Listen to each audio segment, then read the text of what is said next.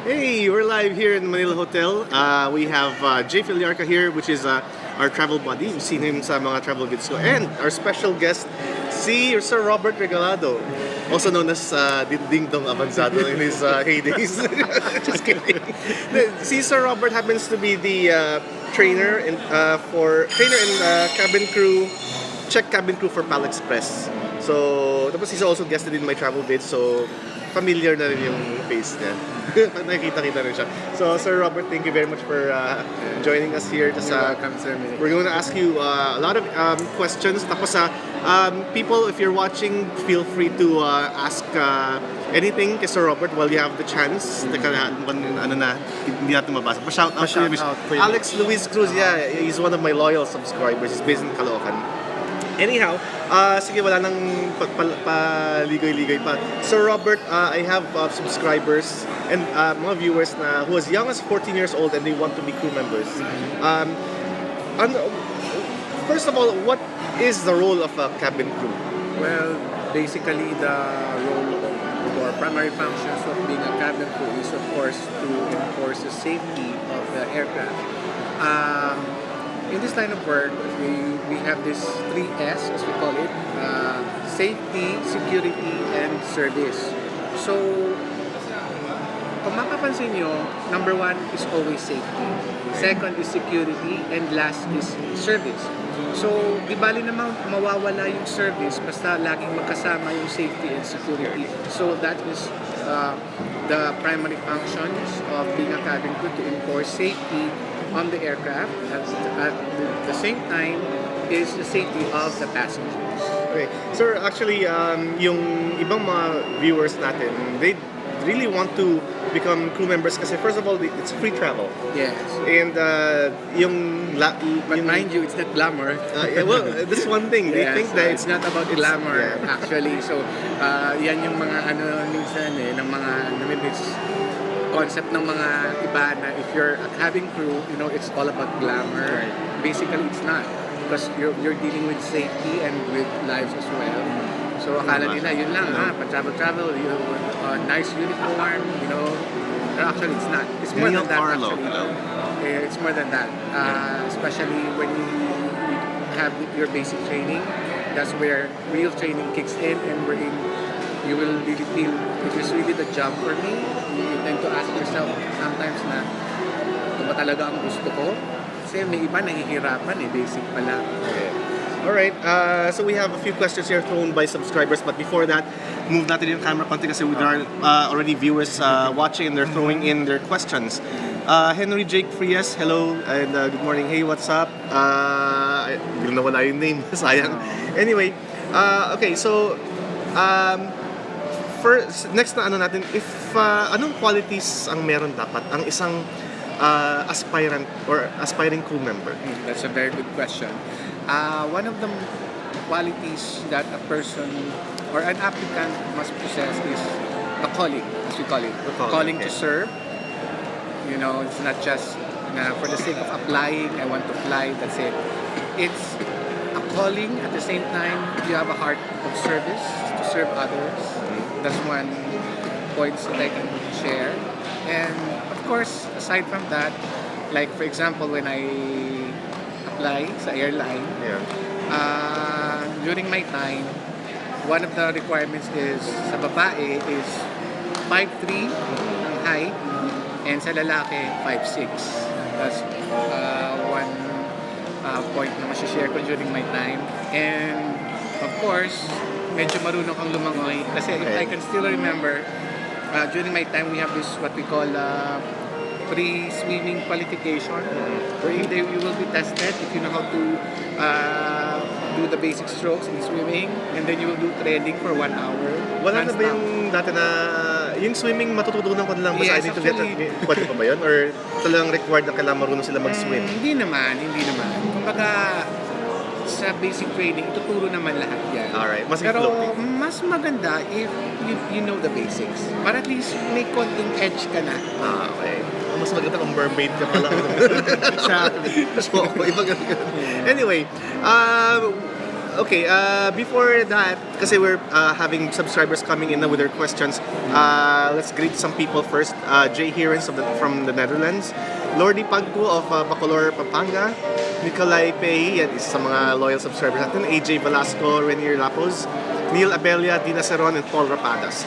Also to Rovic Martin, Alex Luis Cruz, Carl Juanites, Miko Factor, John De Feliz, Gardela Cruz, and Arnel Soriano. Sir, where do they begin? I mean, we have people na high school pa lang gusto nila maging cabin crew. Ano raw kukunin nila sa college? Or ano ba kailangan nilang gawin para mag-prepare na ang path nila maging cabin crew? Well, actually, hindi naman requirement na kailangan graduate ka ng tourism or something like that. Hindi, no. Yan ang gusto kong malaman ng lahat na hindi to more on kailangan ko ano ang kukunin mo na course. It's not. Pwede kang mag-apply. Kahit college level ka pa, nakakuha ka ng 60 units, yun, pwede ka na. Okay. Yan yung mga questions na there na-catch ko doon. Yeah, go ahead. So, basically, we had questions from our subscribers. So, yung first one I caught up was if there's a job fair daw in Bacolod for Bacolod, as of the moment, wala pa. Wala pa. Wala pa. Okay. But you can still apply. I mean, online, pwede. So, Just ano lang, if I were you, just keep tabs on newspaper ads, Yes, Facebook. that's They usually nagto-throw sila ng mga ano na they're looking for hiring sila certain airline. But here in the Philippines, I know na yung iba they apply for Cebu Pacific, for PAL, Yes. and then they just use it for parang jump off point to apply for Emirates or Qatar Airways. Yung iba ganun ginagawa. so parang training grounds, something like that. And So, then actually, sa mga ganyan, well, of course, I have colleagues also na same, na parang ito yung starting point nila, tapos biglang lilipat sa ibang airline. So, although it's painful sometimes, you know, to see a colleague grow, but when you see them growing, I'm happy for them. Yeah, actually, I've seen wonderful crew members nila, Marlon Gan. Yan, pag nawala sa PAL Express, yan, parang malaking loss. Kasi these are people that have been really trained well. I mean, makita mo may calling sila. Meanwhile, sir, wait lang. Disclaimer din pala. Sir Robert, although he belongs to PAL Express, he's speaking in not for PAL Express, but in general. So we don't want to get him into trouble. So, application process. What do airline companies usually look for in terms of physical or yung character? Kayo, based on your experience, when you first started or applied? When I applied, ito share ko lang now. Would you believe, 6 na beses ako nag-apply sa airline. Oh, I know someone Yes. na 4 times na siya nag-apply, pero just keep on with keep applying lang. You'll never know kailan yung swerte niya. Kumbaga, first attempt ko is I was rejected.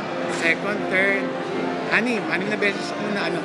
But since it's a calling for me na I want to be a cabin crew, so, you know, I have to pursue my dream, sabi ko. I have to follow my dream. That is why hindi ako tumigil. To the extent nga nasabi ng mga friends ko, maybe this job is not meant for you. I think you should quit. You should transfer or look for another job. But I said to myself, hindi. Kakayanin ko to. Kahit ilang beses pa akong mag-apply, go lang. Keep on going. So, take it as a learning step. Kumbaga, first, pag na-reject ka, you ask yourself, why? Saan ako bumagsak? Take it as a challenge. Don't take it negatively. It's for your own good, rin. Yes. Alright. Okay, we have, I have people writing to me, sabi na, Sir Mitch, paano yan? Wala ako sa Manila, di ako nakatira sa Manila. Is it gonna be difficult for me na mag-apply kasi nasa province ako? Actually, hindi. We have, I've met wonderful cabin crew na okay pa sila, lalo na pag hindi pa sila tagagaling Manila. Mas makita mo yung humility nila doon, yung pakitungo nila sa tao compared sa Imperial Manila. Anyway, let's just pan the camera. We have cabin crew members from Qatar Yes. Airways right there. There you go, from Qatar. Yeah. Yes, it's Qatar Airways. Qatar Airways. Yeah, so it's a special bonus for our travel bid. I've been applying for airlines ever since, but got rejected. So as Sir Robert mentioned a while ago, just keep on trying and then try to decipher saan ka nagkakamali or saan yung fault mo. Kasi kumbaga, yun nga, sa nagsabi na he keeps on applying pero he was rejected. Always remember this, na if it's for you, it's really meant for you. So if it's not for you, it's Mag-hotel not ka your na lang. destiny. But I believe Just kidding. talaga na there's something really meant for you. So keep on going. Yun lang. Importante, laban kung laban. Para sa akin, nag-apply din ako before. Hindi kinaya. Nag-nurse na lang ako. Nagpretendo lang ako na yung passengers ko, yung mga patients. Pero mind you, Nakakatuwa Sir sila. Mitch, di ba? Ang cabin crew din. Ito, trabaho rin ng nurse, ginagawa rin namin. Kasi, being a cabin crew, tuturuan ka ng first aid. Oh, yeah. So, Oo. lahat. Doktor, fireman, name it. Okay. Ano yan? Ginagawa ng cabin crew yan. Sir, okay, halimbawa, si person na to nag-apply, paano yung application process? They first get screened. Yung sa na-witness nyo before, paano ang screening? Okay. Before, ang screening that we call it impact interview. That's the term we used Impact before. interview. Impact Okay. interview. What usually happens there? When you say impact interview, so that's the first interview process wherein you go to the office and then submit your application. I mean your letter, your application letter, and then your resume, as we call it. And then yun. The office will check you physically, ask questions, definitely. So, if you pass the impact interview, very good. Then, second, there's what we call the executive panel interview. So, if you pass the executive panel interview, J Ballpen. this is an interview wherein the big bosses from different department will ask you questions. So, if you pass the executive interview, very good. And third is the exam, HRD exam. That's it. So once you pass these three qualifications, fourth, you will now start your basic training. Alright. So that's some of the insights. Does it matter Yeah, if you're that's a good dark colored question. and maybe imperfections of face? Thank you and shout out po Joe Garland. I'm not quite sure. Maliit yung Sir, based on this question, does it matter daw? Actually, ako as a passenger, as a frequent flyer, I've seen people na may maitim, may maputi, and that's I think kung sa pumapasok yung diversity. I think Yeah. in sa mga US airlines, it's really diverse kasi I think it's more on equal opportunity than yung looks nung cabin crew. So, it doesn't matter. No, it doesn't matter. sir. Napansin ko yun no? Kasi there are people na hindi naman talaga thin, let's say, or iba yung complexion. It's just about being equal opportunity employer, I guess. Ganun yata ang nila. So, it depends on the airline, I guess. Diba? Pero actually, it doesn't matter, we're not talking about being, racist or whatsoever. It doesn't matter. I have some friends na, medyo, din sila sa skin, mga fair lang. Pero, pasok naman sila. It doesn't matter. It's getting really interesting here, no? Oo nga. Kasi we have cabin crew of Korean Air, a Jeju while ago. Air. No, I think we have here. Yeah, we have Korean Air. people from Korean Air. I think it's your night. Yeah. It is his night. So we have a bunch of crew members from Qatar Airways right Qatar there, Airways. behind Jane, and then we have crew member himself, Sir Robert, and then from Korean Air they have 안녕하세요. What will happen when passenger hurt the flight attendant? Well, that's okay. What happens? That is Yeah, a very They get good... tossed out of the plane. That's one very good question, actually. So, just for the information of everybody, there's what we call Republic Act 9497, where it states that no person may threaten, intimidate, or assault a flight attendant in the performance of his or her duty. So, They can get jailed for that. Yes, Yeah. exactly. And he's gonna pay for the whatever expenses Yes. occurred sa Right. delay ng So, flight. hindi ko lang i-quote yung amount. So, pwede ka rin makulong. Okay, we have a question here from Dane Jethro Havar. Hello, Dane is from Ilocos Sur. And then he's I think 13 years old. Wait lang, may chance mo matanggap ang fresh grad if wala ka pang work experience. Depende sa impact interview siguro. Call siguro na naman. Pero Dane, can you throw in your question again?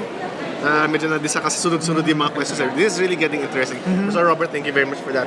Pero before that, Dane, throw your question again. Pero while you're doing that, hello to Joshua Padero, Pauline Cotingcoy, AD Pasimbahon, Kiana Foster, who's right now in Manila, Andrew Snedden, based in the UK, Robbie Gonzalez, and Romel Romero, John Horton, Mark Reyes, Brian Juan, Miko Sabuya, Marlon Gales or Gales, James Colon.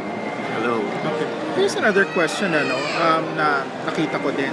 Kung meron daw bang ratio of boys versus girls sa application to become a flight attendant? Wala naman. Wala naman. Yung parang girls na lahat. No. Hindi. Both. It doesn't matter. Male or mapa-female. Okay. Training-wise, sir, wait, gaano katagal po ba ang training? Ayan si Dane, Yan. throwing the question again. Okay. Gaano katagal ang training? Yes, that Sir is Robert? one of the most common question na tinatanong minsan ng mga applicants kung gaano po ba katagal ang training. Basically, yung training ng pagka-flight attendant is mga 2 months and a half. 2 months and a half. Kasi sa basic training, tuturo lahat yan from emergency procedures, first aid, service, lahat. But the most challenging part in basic training is the emergency procedures. That is the time wherein some applicants really tend to ask themselves if it's really what I want, because majority ng mga mga trainees, doon sila medyo nahihirapan kasi ang pinakamahirap talaga is the emergency procedures. But pag nalalampasan mo na yung emergency procedures, yun na yun, tuloy-tuloy na. Pero di ba may passing score yun? Yes, actually, mga 95% ang 95%. So that explains the reason na sometimes 40 people are hired for the training and then only like 12 make it. So, hindi to Hindi sa parang pageant na pagwapuan, pagandahan. Na parang pag natanggap ka na, ito na yon. So, kumbaga, ang dami mo pang mapagdadaan. There's one question then, is it important for a cabin crew member to have complete set of teeth? For complete set of teeth, hindi naman. But as long na it's not dentures, ayun, medyo dentures hindi talaga pwede. Pero Braces? Braces, kailangan, kung nag-apply ka, let's say you have braces, at pumasa ka, tatanungin ka kung kailan mo siya pwedeng ipatanggal. Kasi like, in my case before, naalala ko, nagpalagay pa talaga ako ng braces Kasi ang teeth ko before, medyo crooked din So talagang pinaayos ko siya para, at least sabi ko, pag nag-apply ako, okay na lahat. So buti naman, nakatulong. Okay. So ang buhay so once you make it sa you start training, sir, paano ang buhay ng isang nagte-training? Kasi ang alam ko, araw-araw may exam yata sila, and then there goes the check ride, and then it doesn't end there. And then paano kaya yun? Actually, ang buhay, basic training. Isipin nyo para kayo nasa loob ng bootcamp, parang military. Na alam mo yun.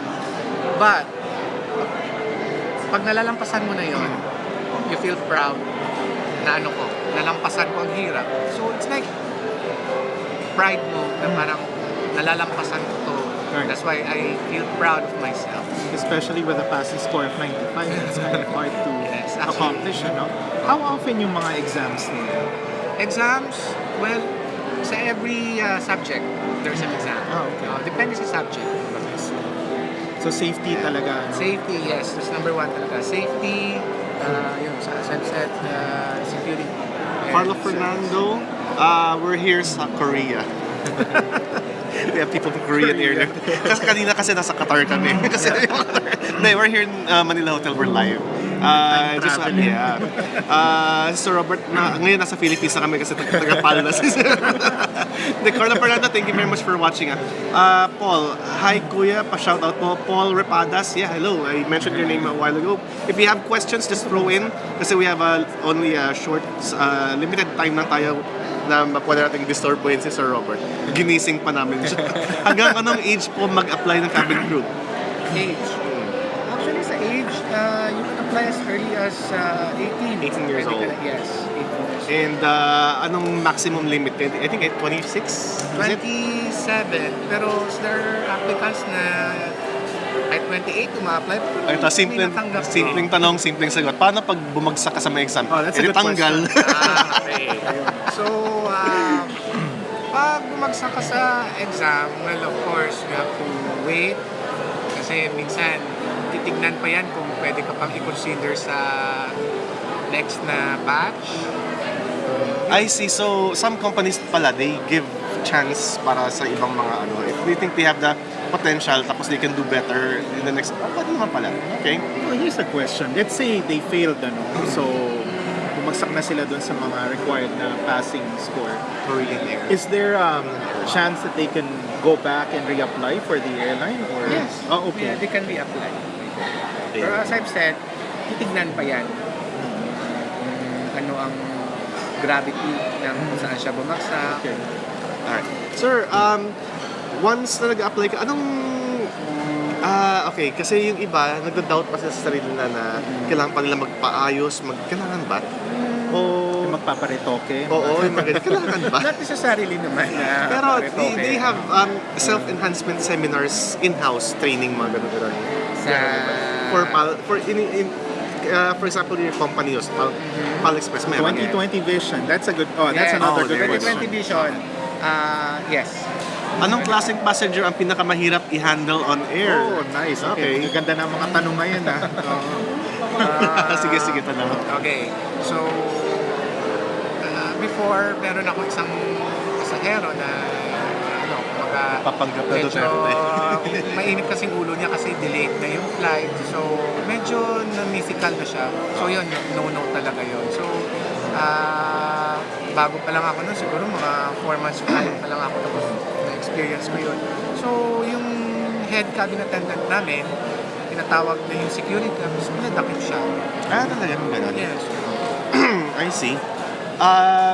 Okay, so that's it for the meantime. If you still have pahabol na questions, just throw it in kasi paalis na rin yung flight namin sa Korea. Kasama na kami sa kanila.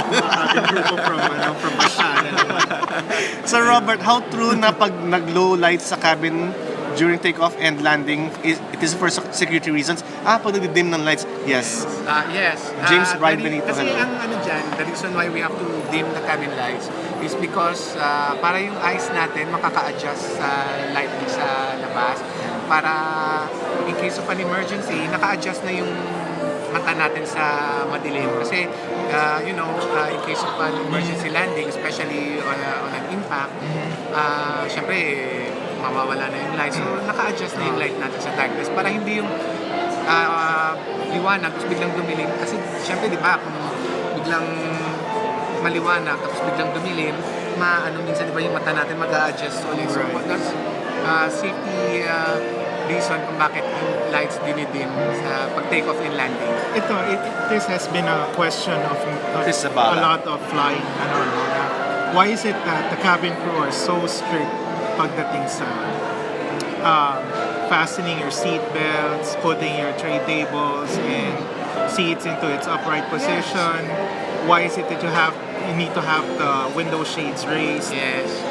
Bakit napaka-stricto nyo daw doon sa part? Oh yes, kasi that's part of safety, as I've mentioned before, especially like sa seat belts, because there are some passengers na akala nila, hindi, parang wala lang sa kanila, but it's for your own safety because number one, in case of turbulence, for example, like the most common is the clear air turbulence wherein unexpected, diba? So that's why you have to keep your seatbelts fastened all throughout the flight para in case of turbulence, hindi ka tumalsik. Kasi, mind you, turbulence is, delikado talaga yan. Akala natin, normal lang. We have types of turbulence kasi like from light, moderate to severe. So, ang severe ang pinakagrabe talaga. And as for you mentioned, Sir Jay, Yung window shade. yung window shades, ayun, as I've mentioned a while ago, para yung light is ma-adjust na yung mata natin sa light. And, ang pinaka-importante sa lahat is para in case na may nangyayari sa labas, makikita rin ng pasahero. Right. Para dito inform also the flight attendants na tawag dito, na may nangyayari sa labas. Kasi, as passengers also, if you're in the window seat, you are our eyes, as we call it. Para at least, pag may nangyayari sa labas, inform ka. Alright, we have a question from Josh. Favorite aircraft ni Sir Robert? Definitely it's not the A340. No. Wrong. Lahat paborito. Lahat talaga, akala Pero mo. syempre, kasi ako rated ako sa A320. Yeah. Pero before, when I started sa flying career ko, 737-200 and 300 series. And then now I'm rated sa Airbus A320, Airbus A321, Bombardier Q300 and Q400, and A330. Before I used to fly the A330. Yeah. Yes. Yun. Lahat. So, paborito ko I also heard na PAL Express is already phasing out their A320 aircrafts and they're replacing it with an A321. A320 is still there. Still there. Hindi mawawala yan sa PAL Yung Express. workforce pa rin pala. They started with that. Pinakabago namin na aeroplano is the Bombardier Q400 next generation. Yun ang pinakabago. Naabangan ng lahat. Oh, yeah. And also yung A350 there, someone's asking, when will PAL have their A350 aircraft? I think next year. It's July yata, July, no? but- July, yeah. Yes. Alright, and then yung, I think we have there, hi Kuya Mitch from Zach Cardona, hello. Maria Aguilar, Sir Robert, do you fly Cagayan de Oro? Oh yes, often. I will perform check rides. Cagayan. I love Cagayan flights. Yung, Yeah. what, A321. okay, we've been mentioning the word check ride. What is a check ride for people na they don't know the term? Okay, so sa information ng mga viewers, when we say check ride, there are two types of check ride, performance check and competency check. So when kumbaga aakyat kaming mga checkers on a particular flight, and for example, like user Mitch, example, cabin crew ka, check ko yung performance mo on the flight. May mga series of questions, tapos ibabato ko sa iyo yun. Pag naisagot mo, titignan ko kung okay yung safety knowledge mo, okay ba? And yung sa service, kung paano ka gawa ng trabaho mo sa flight. Sir Robert, ano po ang ibig sabihin ng mga single or double tone na narinig sa take-off yung magal pag lumilipad ka? yes. Okay, that's sa Airbus mo yata narinig yes. yun. Alright. Other aircraft too. Oh yeah. Take-off and Okay. landing. I think pag nag-take off kasi I think you hear the double tone Yes. para yung sa landing gear. Is it? Sa Asiana nga, it's 3. Oh, okay. Kasi ano yan parang it's kumbaga it's we call it chime, call it, na lalo na pag nag-take off sa A320, na pag umangat na yung landing gears, ibig sabihin nun retract na yung gears. Tapos sa landing naman, 2 chimes of the fastest equal sign, so ibig sabihin nun, landing is imminent. So informing the cabin crew and the passengers na we're about to land. So parang warning. Sir, okay, once lusot na yung sa mga exams, okay na sila, they're fit to fly, you can't help na nagkakaroon kayo ng pasaway na employees, na crew members. Well, Meron. syempre, normal naman yan kahit sa trabaho. Pero syempre, as a trainer, we talk to them sa galingan nila gandahan nila yung performance nila. So parang nagiging lax na sila kasi they're already in, kaya medyo lax na. Well, mostly naman kahit saan, common sa pero syempre, as I mentioned a while ago, we tend to talk to them, just to remind them na, hey, medyo may mo yung attitude mo kasi sometimes di may iwasan if medyo negative ang pinapakita mong attitude. It could be also ground for passenger complaint, which major airlines. Gusto nilang, ayaw nilang Okay, we have Alex Luis Cruz. Ilan oras ang work hours ng cabin crew? Depende sa flight. Depende. So they call it legs, di ba? Ang flight they call Yes, it legs.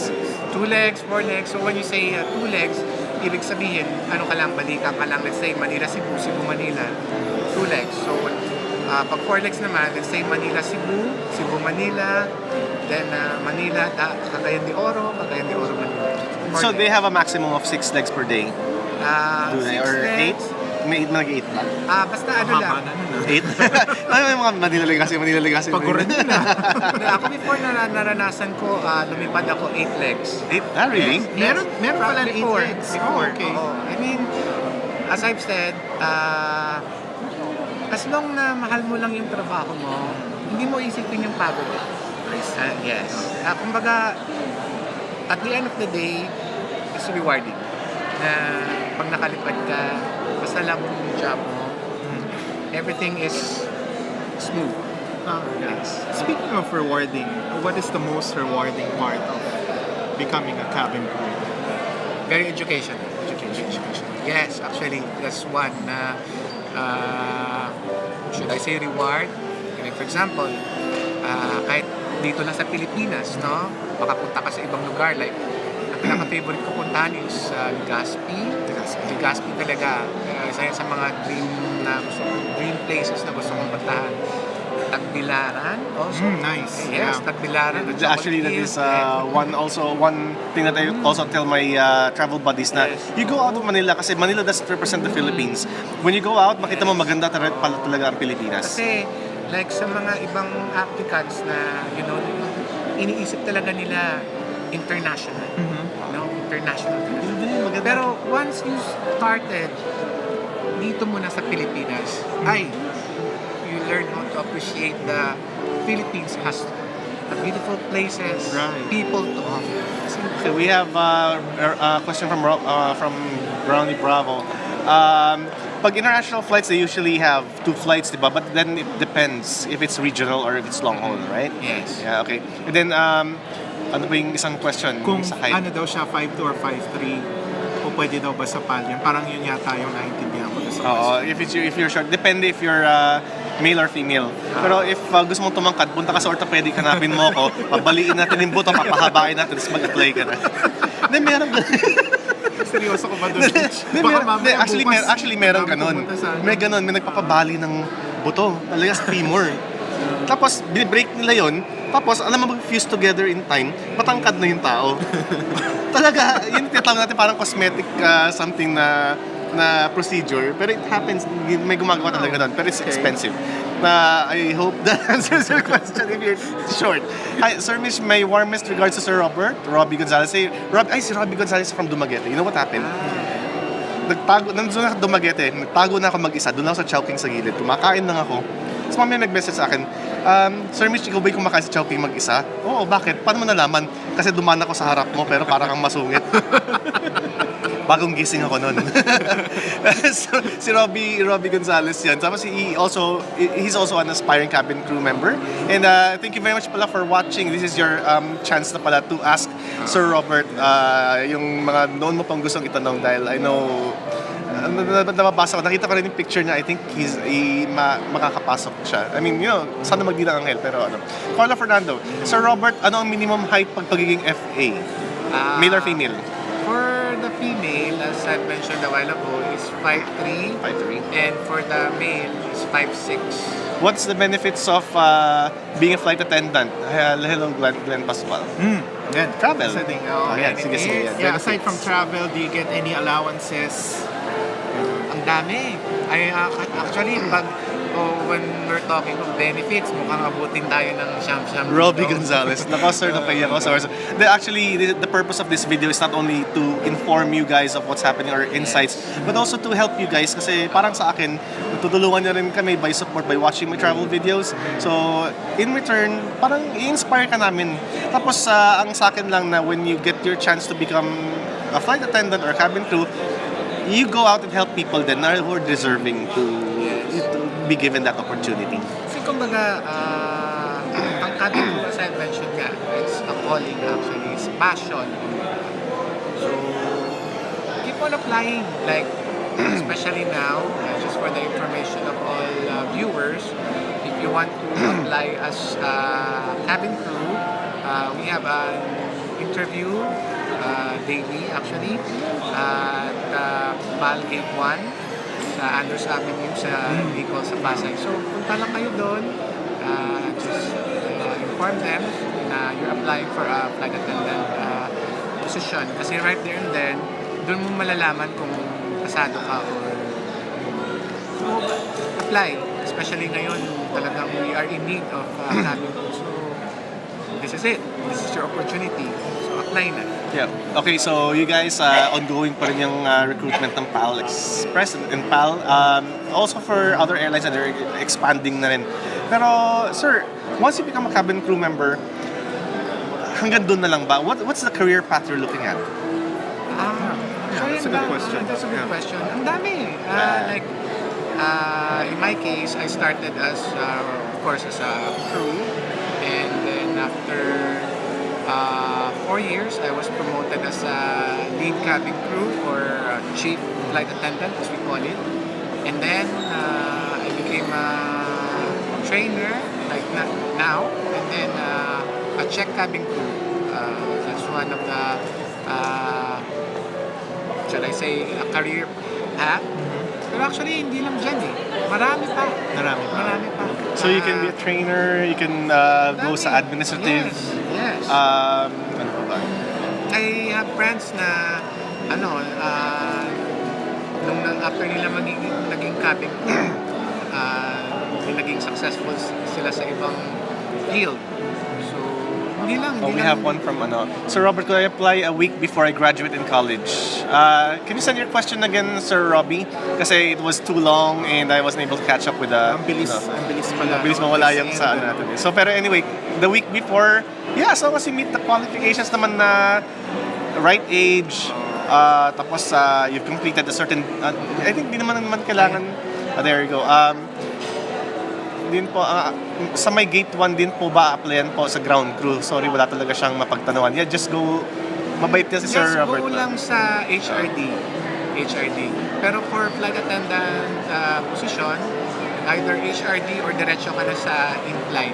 Nabasa mo yun? Oo. We have a message. We have a question. Babagsak ka pa sa interview kapag nag-ahem ka. Ano yung ahem? Ahem, ganun? Hindi naman siguro. I mean, Hindi Or naman, stuttering. hindi naman. Stuttering.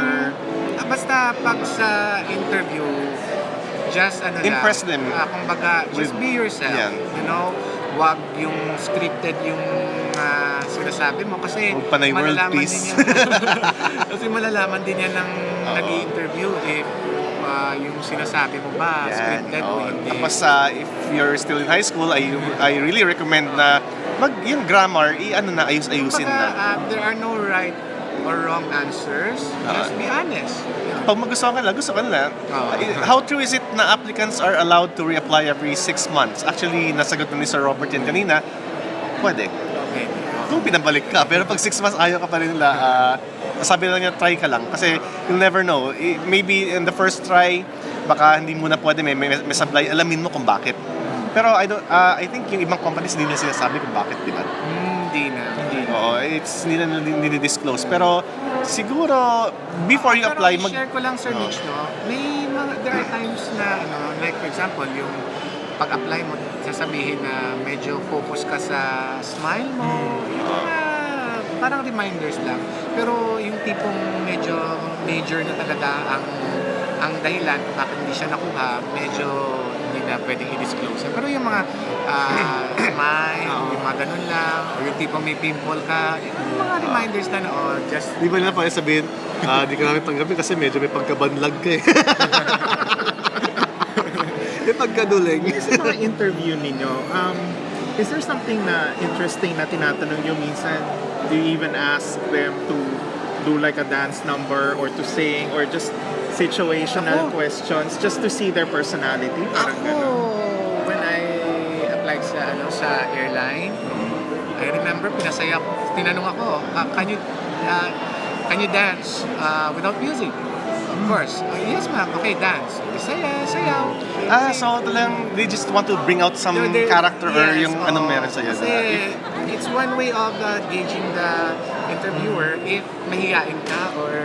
Okay. Actually, I think gusto rin nila ng medyo chikador din, na marunong makihalubilo, marunong necessarily na makipag-usap. parang seryoso talaga na stiff na.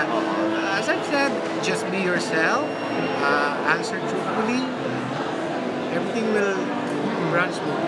Yeah, so, yun lang muna, habang questions natin. May nagtatanong about what is better kung local or international airline, na nakita ko yun way back sa mga first few questions natin. What is your opinion on that one? Well, ako yung tipo na I should say, go for dito muna. Domestic muna. Yes. Kumbaga, dito ko muna pupulido. Yes, oo. Kasi yung iba, pag nandun na, they have this, na parang napo-culture shock sila. Oo. So, syempre, wala pa sila experience eh.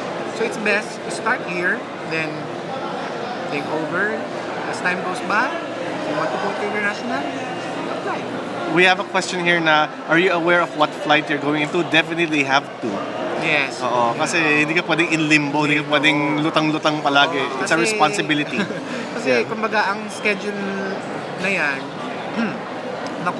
makikita na namin yan sa, we call it the crew portal sa computer.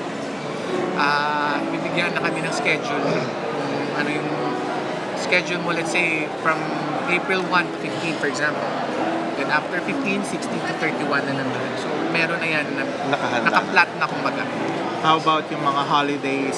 Let's say you want to spend the time with your family, but you're Ito flying yan, on what it's December like to fly 25th. during Christmas Yeah, or... actually, walang holiday sa airline.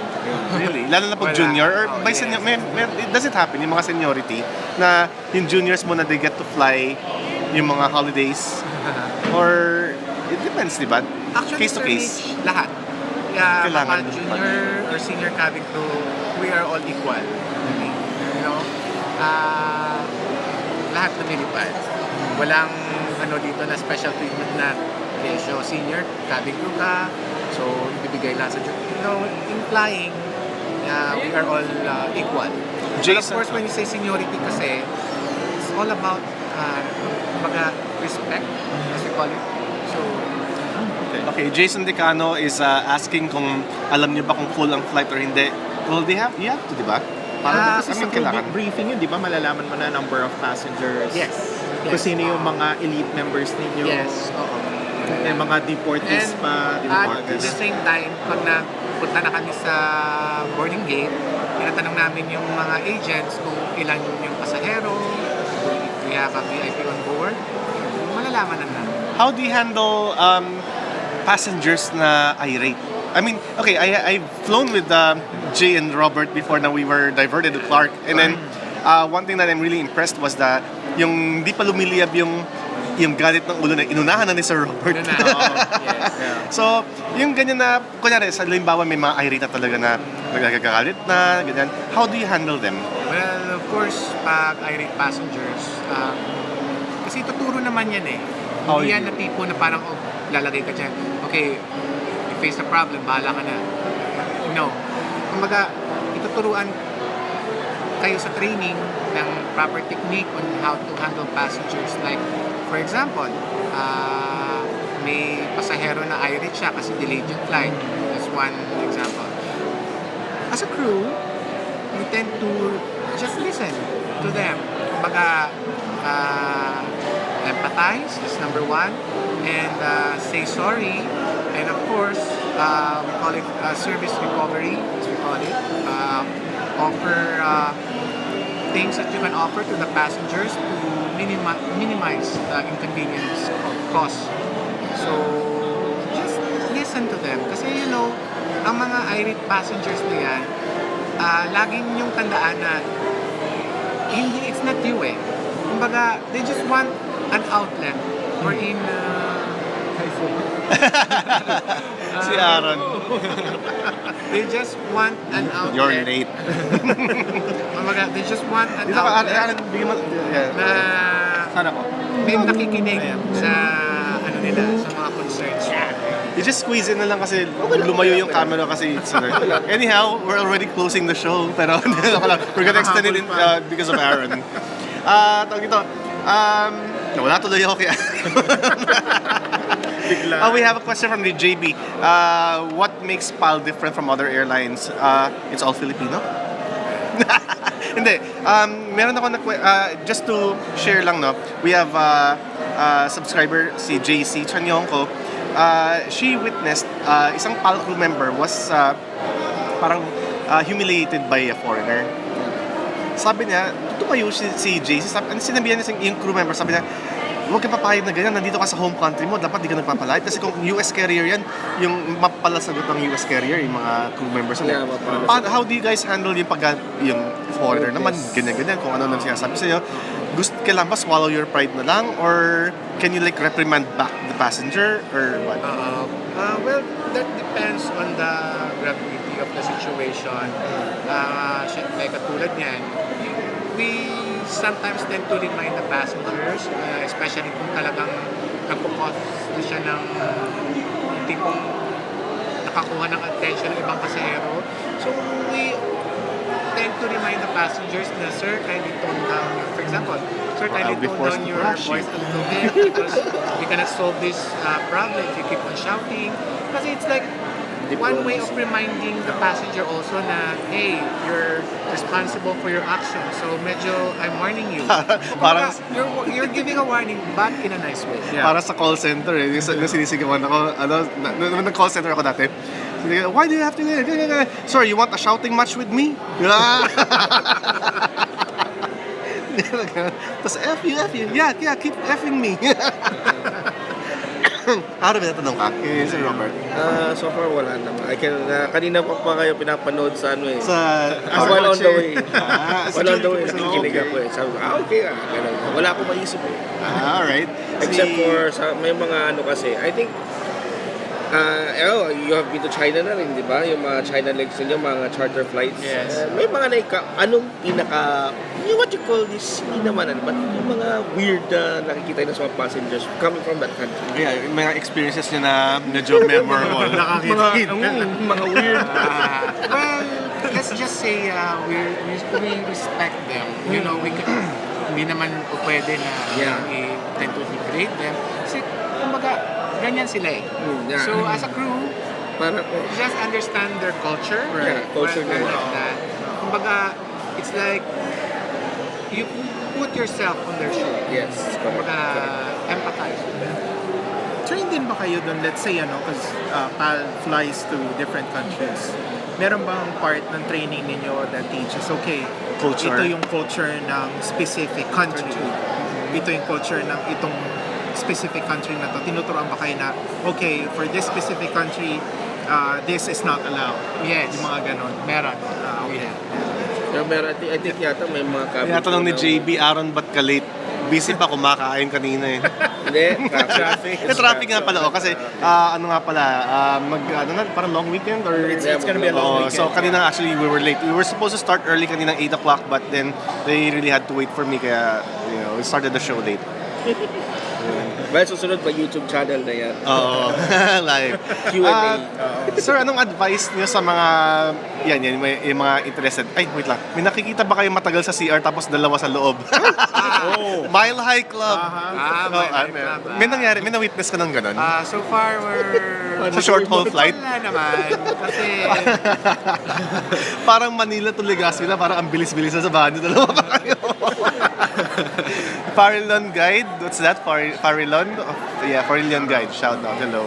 Ayun, yun yung tinatawag nating Mile High Club. Yeah. That's the term kasi before ng mga... Bakit Mile High? Kasi... Doon sa pas ginagawa. Okay. Pero so far sa flying career ko, wala pa naman. Well, maliban na lang, dalawa sila kasi tinutulungan yung Double job emergency cases, sir. Anong mga have you handled yung someone dying sa plane or passenger na nag-expire sa plane or how do you ano doon? Tinatakpan nyo naman kumot or di nyo pinapaalam sa passengers? Hindi, kasi kung siyempre as much as possible we don't want to create any commotion. Right. Like if I can still remember Before, na-experience ko yan na I have one passenger na heart attack. So, we tried to revive him and since ako yung head cabin attendant doon, nag-page ako ng doctor kasi that's our procedure eh. We have to page for a doctor but Naka-experience unfortunately walang doctor on board.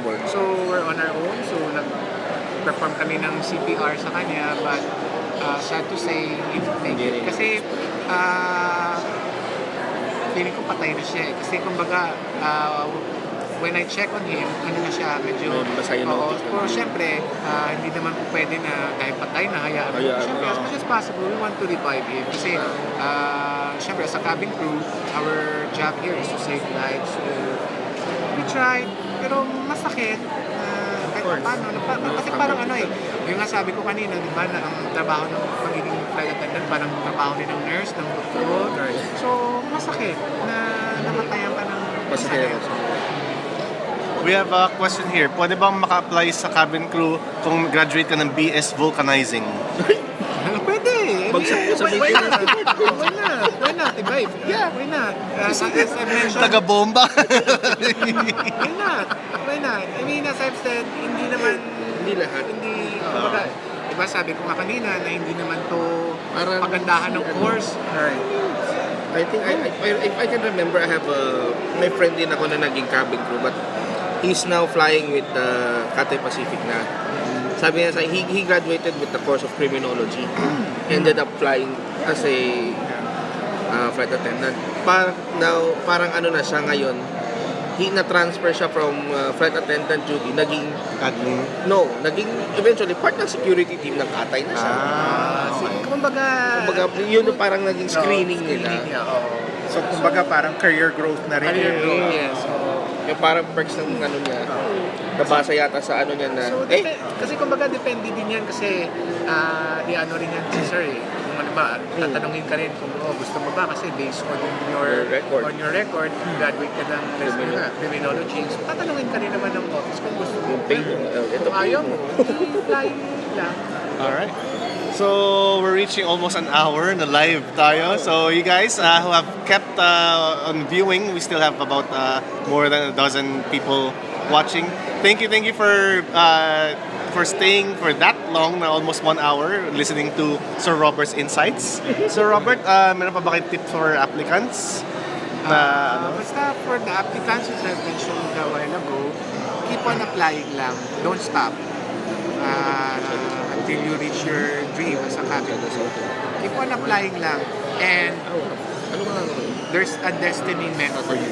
Don't stop. And for teenagers na as young as mga 12, 13, 14, sa high school, how do they prepare? I mean, anong mabibigay niyong advice para sa kanilang mga ganyan pa sobra kababang age pero gusto na ma-incline doon sa Yeah, that's one.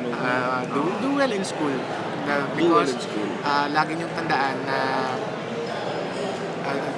attitude reflects your personality. So, study hard always. So, once you're there, that is your only weapon to succeed in life. Right. So, you guys, thank you very much for watching. We're wrapping this up. So, we're inviting you to watch Airline Travel and Airports. Yun. Lagi kayo manood at mag-comment kayo kasi usually the ones who come out sa greetings, yun na yung lumalabas. May question pa humabol. Alex Luis Cruz, anong oras ka na po pala nung naiwan mo yung gamit sa airport? Okay, I was chatting with Alex Luis Cruz kasi I came up from Bacolod the other day and I was so tired kasi delayed din yung flight. So, kuha namin ng bags din kasi priority. Uwi na ako. Kasi tinanong ko sa kasama ko, asan yung buksan mo ng kahon? Anong kahon? Yung kahon. Sabi, asan na? Wala bang kahon sa kotse? Wala. Ay, shucks. Sabi, isa lang yata nakuha ko. Bumalik pa ako ng airport. So, wala. Lugi negosyo. So, Brownie Bravo, thank you very much din for watching. Alex Luis Gus, thank you for watching almost an hour. Yun. So, Sir Robert, thank you. Jay, Filiarca, may travel buddies. Aaron, yan yung sa mga makulit kong travel buddy na malakas kumain. I don't know, pizza. Thank you very much. Bye-bye. Bye-bye. Yeah.